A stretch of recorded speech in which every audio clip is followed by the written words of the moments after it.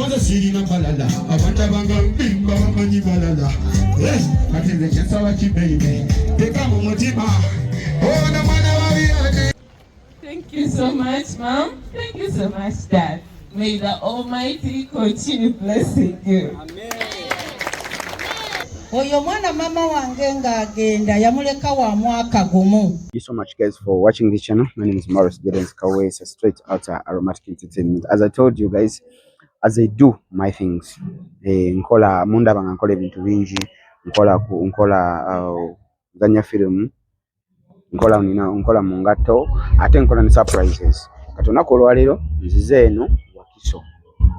Tuli Wakiso, waliwo omukyala yaba yampadde omulimu nangamba nti nno muwala wange akwagala nnyo, jangu obeerewo era omusurprising, njagala omusurprisingire ku mukolo gwe ogwa graduation party. Era kati wenzize wano Wakiso, ntuuse ku mukolo right about now, ntuuse ku mukolo wendi.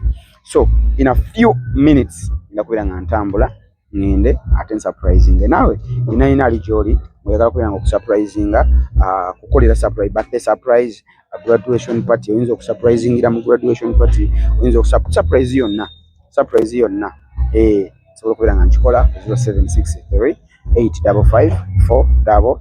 I'm Mr. Morris Giddens Kawesa. It is a surprise. I love you so much. I want to be Saudi mwe.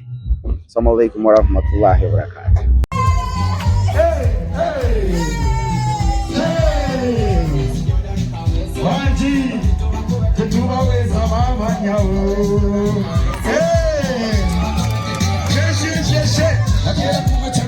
Site kukola kufona yezigula binyeva Tawo manyi yechivuga kukira kasubuhi tembea alifanya kazi na wakatonda cheyagereka sosulia watapelinga kwota basala na malaika yakula newe msinga nema omutima negokwa kwanza ndisecha tawo manyi yechivuga kumezako kulemera kukachasera namusala kuchibika zibatatatatatonzitayo za radio.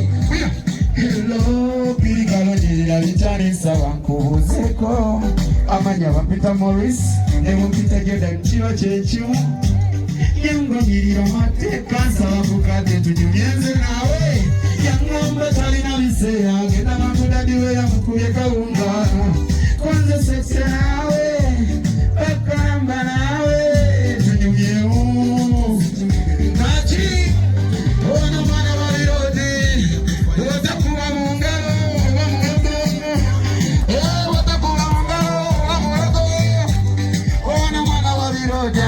kufaya sima na musima kalina wechama neda kati waka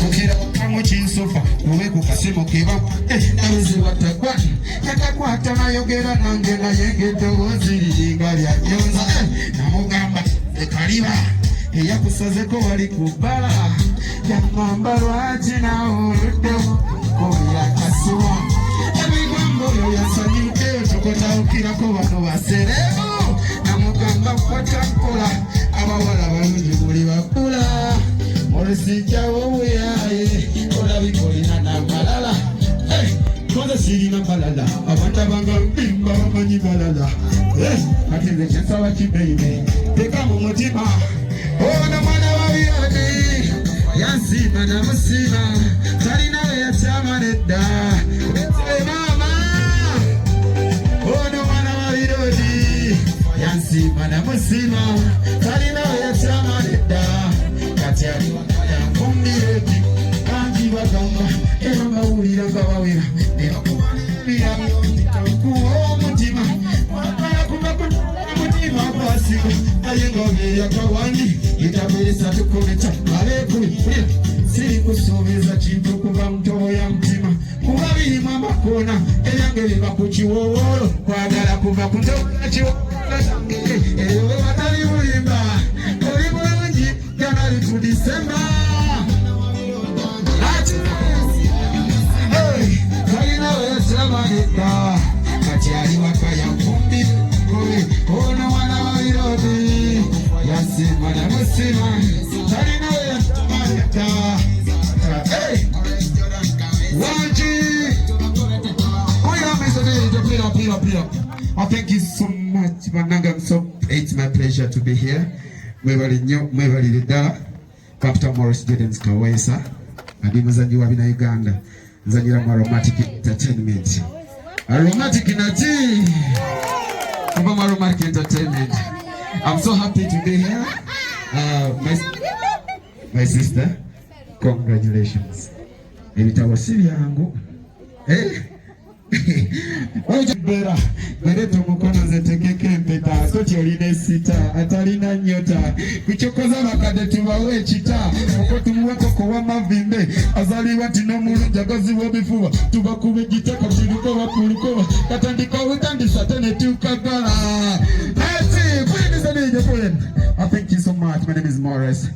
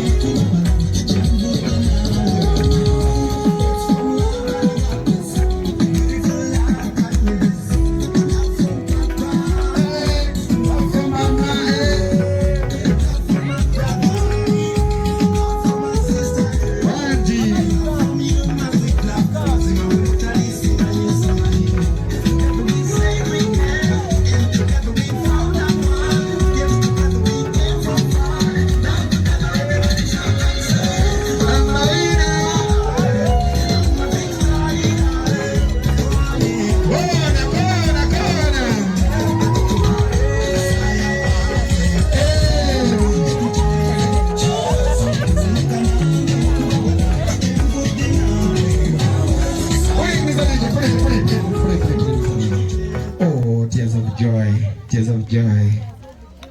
I know this moment. Ukaruliwa na mwe.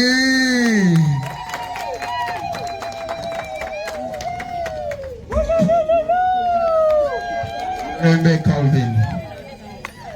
Mirembe, I know most of you wadete munda wangako. And I'm sure it is your first time to see me right here. Na ye, DJ pole. Na ye, Mirembe, nsaba ntunulireko katono nnyo. Nammwe nsaba bambi mpulirizeeko. Mirembe nga sinaba kuwabirawo, wadde balikuwadde. Naye maama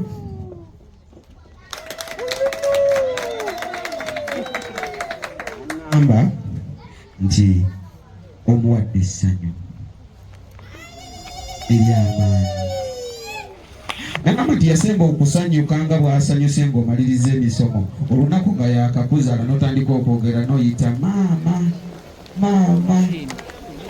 That joy oyagala ate ekuba guba mukisa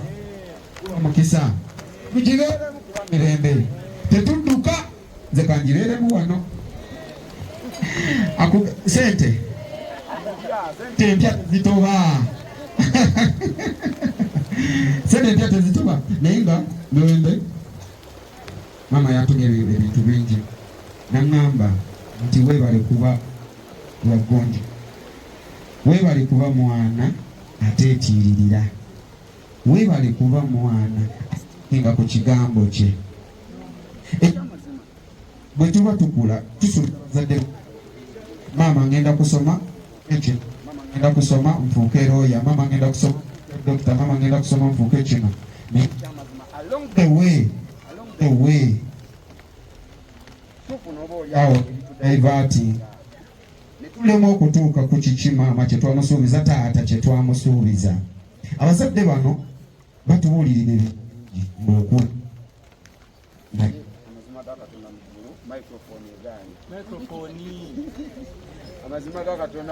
Ijjandiddemu olukwe.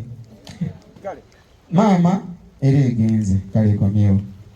Mirembe kino maama agambye abazadde bagambye tebasobola kuwa kakumalajo ebyo byonna byowulira byoyayanira naye bagekolo nekisoboka wa ngira bwe bazze bakuwa Mirembe zino sente abazadde bwabazigaba oba abazadde baba bazigaba tekiba kyakwejalabya naye ebiseera ebisinga kano okirabye Dora maama ogambye eki maama agambye eki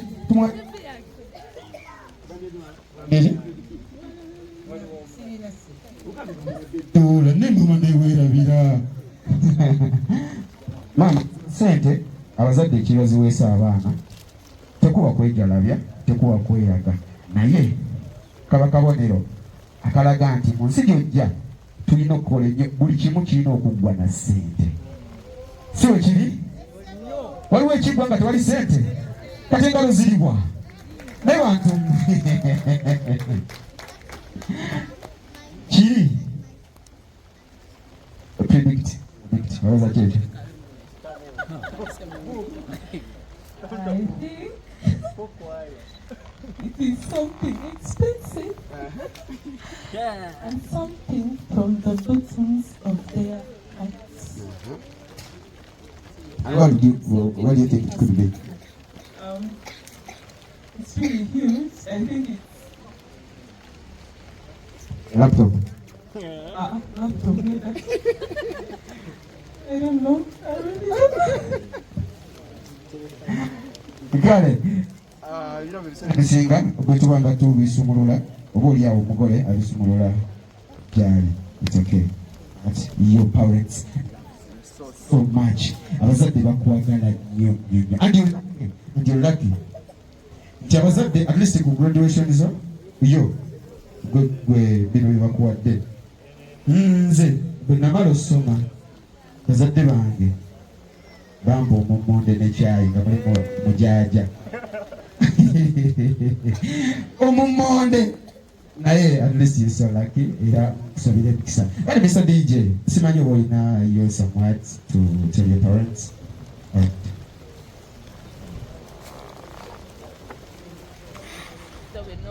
abako wano abanya nakajako Pabin Mirembe and bano be bazadde bange abayimiridde wano beside me. I have nothing to say. But I was because I'm so happy and I think I'm even speechless, but thank you so much, Mom. Thank you so much, Dad.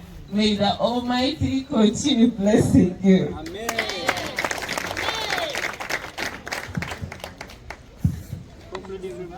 Yeah.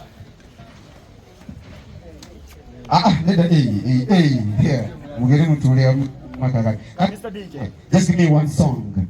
Abazadde bazine mukono omwana. Sio chiri? Ne mumaze okulya. Oma.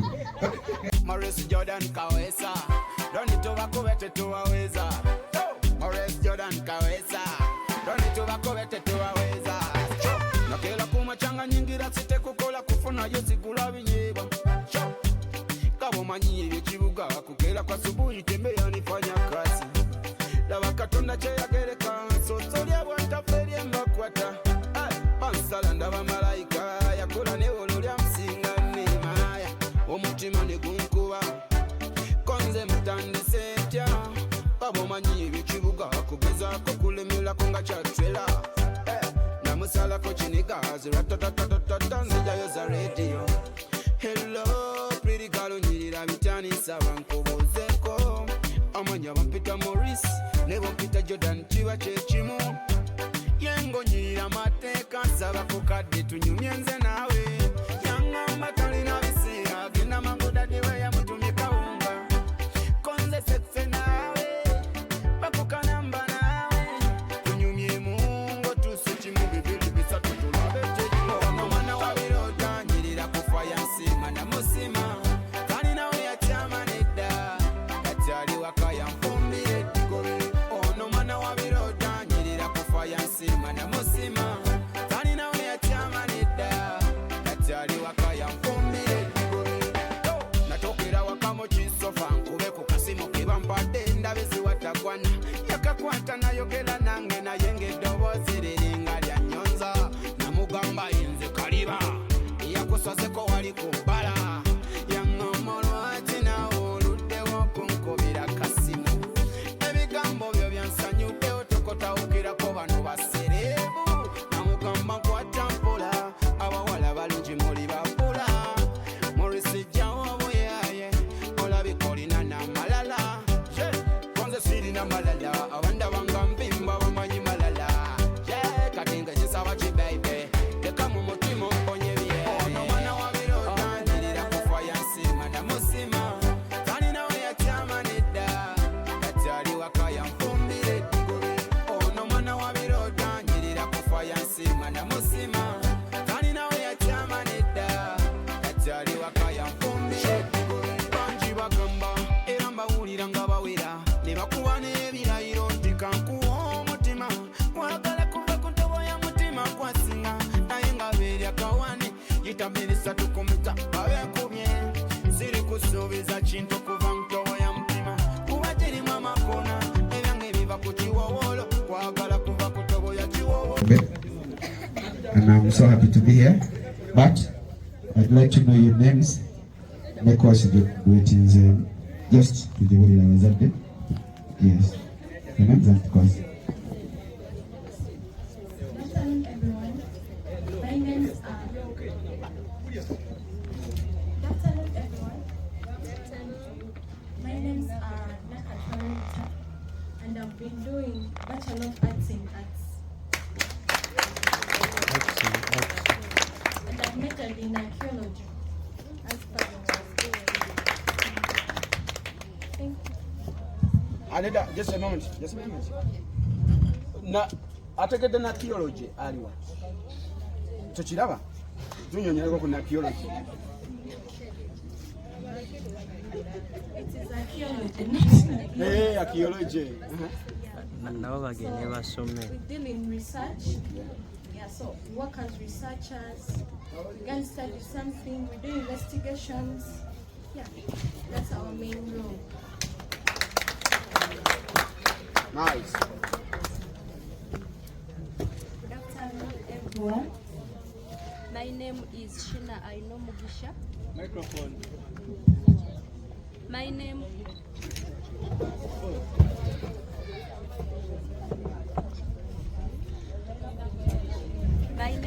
Shina Aino Mugisha. I've been studying with Babin.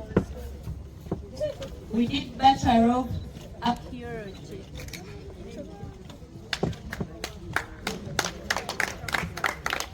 Hello. Sound engineer.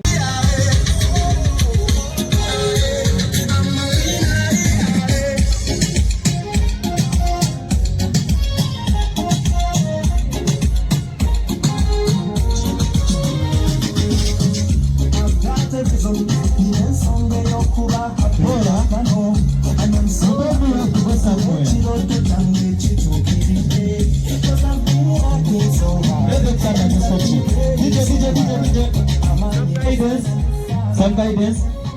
For purposes, we best know, or some people may not know. There is a guest one written as small special. Tumubuzeeko. Tugenda kubuuza ku Mr. Sekabira Murshid. Assalamu alaikum wa rahmatullahi wa barakatuh. Alhamdulillah.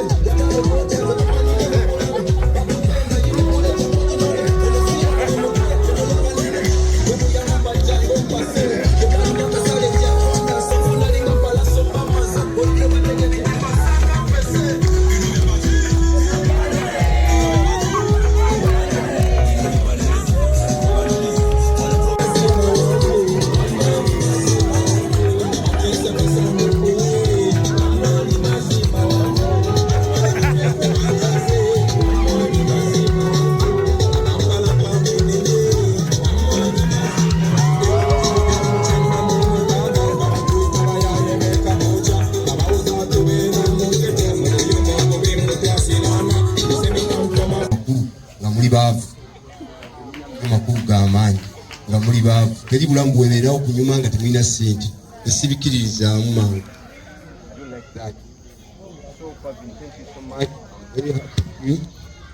Simanyi kyakugamba naye thank you so much.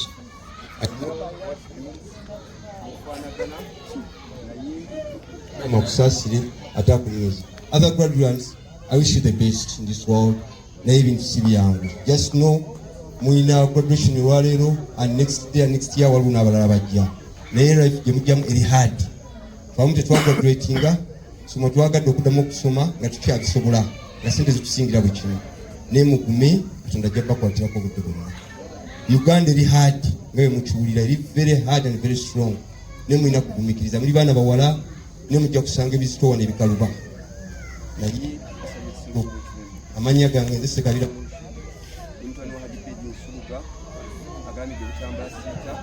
Machinje Kizungu Nondo, nze CEO wa Haramine Employment Consultant, nze CEO wa Bright Future Recruitment Consultant, nze CEO wa Haramine and Charitable, nze CEO wa Rahma Job Center Limited. Abantu bonna be mulabye wano ne timu yange toweddeeyo, njagala nnyo mwefuuke mulina okuba. Tewali agenda bafula kyemulina kuba. Nze kyendi sikiri myaka gyange. Nekyembasaba kimu nenywere kyemulina kuba kyemulina. Bannange ebigambo byange bibyo, nansomubanga nzudde nnyo, Bavini. I'm very happy. Thank you so much. Thank you so much. Let God bless you all the time. I wish you the best. Thank you. Thank you so much, CEO. Ija kaimba kafu.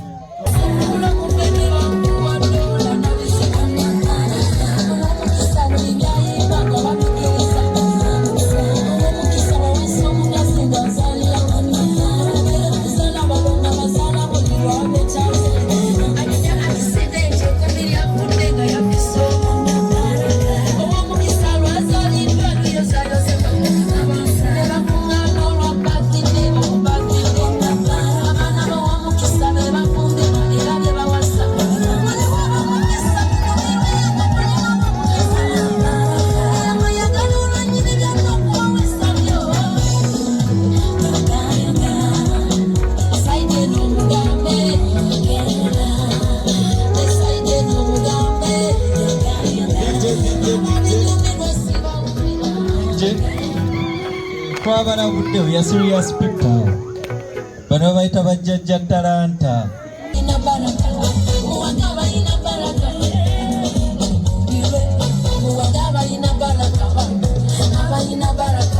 Yeah.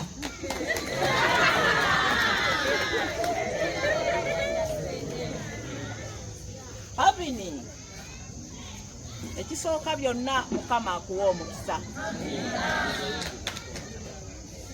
Mukama akuwa obulamu obulungi, akuwa abantu b'okolagana nabo abalina amakulu. Pavini nze jjajjaawo Nabulime Jenny Francis ow'Ebulemeezi, kwagaliza birungi byokka. Pavini nze ndi jjajjaawo naye Pavini buli bw'ova mu kino bambi ne baguma nga baagala osome. Weebale butaswaza, weebale butaswaza kika kyo, weebale butaswaza mikwano gyo, weebale butaswaza ssente maama wo Zayeeye ne taata wo. Mami tukwebaza ddala, weebale nnyo nga muli wamu ne taata. Ebirungi bye mukoze, ensente ze muwaddeyo ku lwa Pavini n'abalala mwenna abatukwatiddeko, abagudde abayeewo omubiri, bakojja, bamaama abato n'abantu abalala mwenna, Mukama abatuwera omukisa.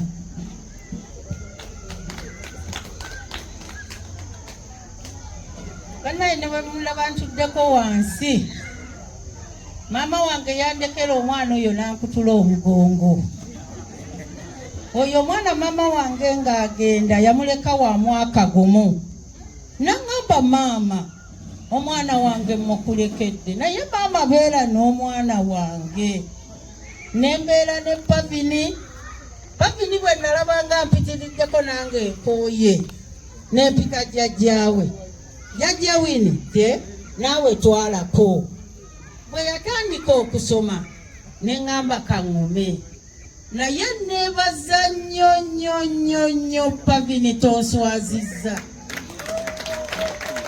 Pavini obukambwe bwange obuwuliddemu naye ate n'ofuuka ow'omugaso. Kuba bannange nze nali mukambwe nnyo abaana bange kwe kuvaamu. Naye Pavini weebale nnyo maama. Weebale butanswaza eri maama waffe. Yagenda n'okaabakaaba, maama mulegedde omwana wange naye nga wa mwaka. Naye okulaba olwaleero nga maama yazze n'essanyu. Pavini weebale nnyo. Pavini oyo abadde mwana. Kwegamba ng'oyinza omukwata n'omukuba obutiibwe. Naye najja n'agamba nti jjajja sijja kuddayo. Pavini weebale nnyo. Neebaza nnyo maama wange ne taata wange. Mwebale nnyo.